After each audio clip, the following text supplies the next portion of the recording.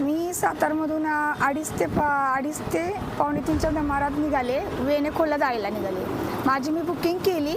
Booking करायला शेवट last नंबरच्या बाकड्यावरती एक प्रवासी होता. त्याने ड्रिंक केलेले होते.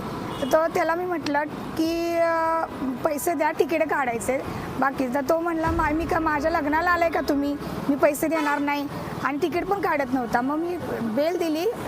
डबेवाडी स्टॉपला गेल्यानंतर गाडी बेल दिली तरी तो तिकीट काढत नव्हता.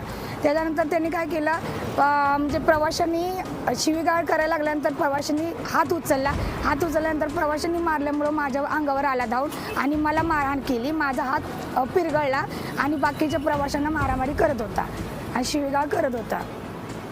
आता नक्की पोलीस स्टेशनला तुम्ही बस घेऊन आलाय, पोलीस स्टेशनला गुन्हा वगैरे दाखल झाला? गुन्हा वगैरे दाखल केला.